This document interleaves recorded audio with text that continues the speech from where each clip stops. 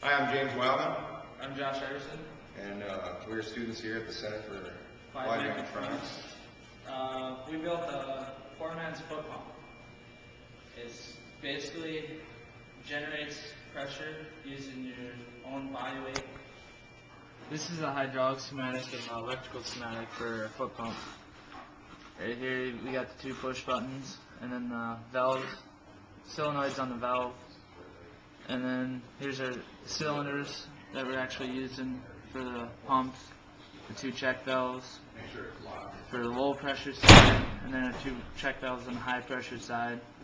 And then we have an accumulator to store built up energy.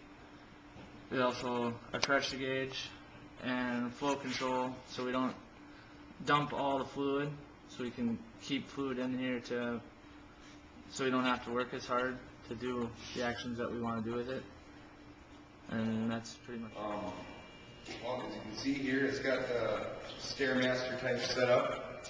Foot pedals back here connected to hydraulic cylinders.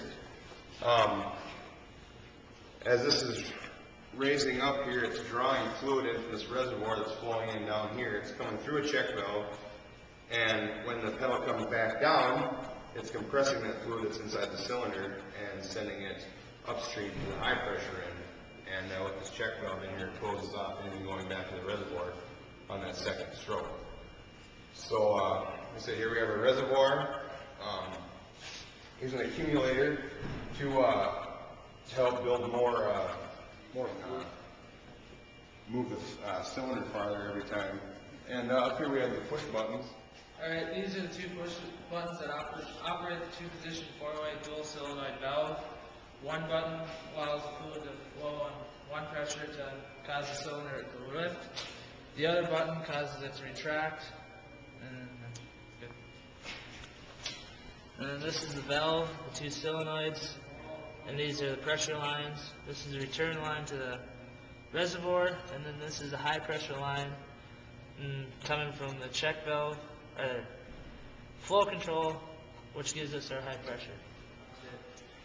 And when we first designed it, we were going for 1,000 psi with low flow, but after getting it all built, we were able to actually achieve 2,000 psi fairly easy with the body weight we calculated for the levers. And then it goes about 230 pounds, you get about 2,000 psi. So now we would like to demonstrate on how this device actually works. Here we have our hydraulic cylinder hooked to our valve. We have a pop can inside here. Fire away. And then you can see the pressure being built as you push down on the lever. And the cylinder moving at the same time. So you're pumping, you're building pressure, and then you need to actuate the valve over here. We have the push button, which is bringing that cylinder down, slowly crushing the can. Just keep pumping, keep going down.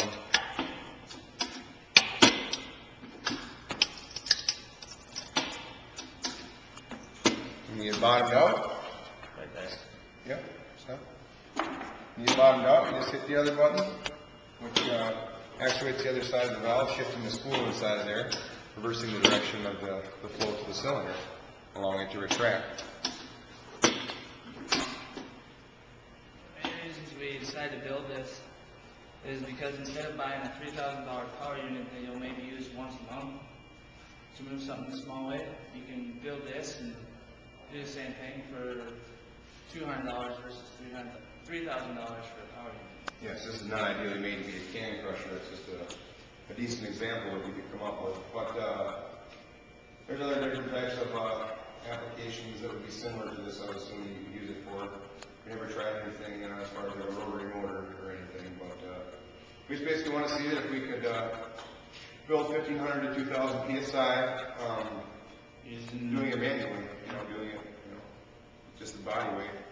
I'd like to thank Todd Zarbuck, our instructor for the Advanced Circuit Lab, Ken Ryan, the head of the Center for Applied Mechatronics Department, Rob All for for providing the hydraulic cylinders, the valve, accumulator, and all the tubing and fittings used to make this project, along with letting us use this can crusher.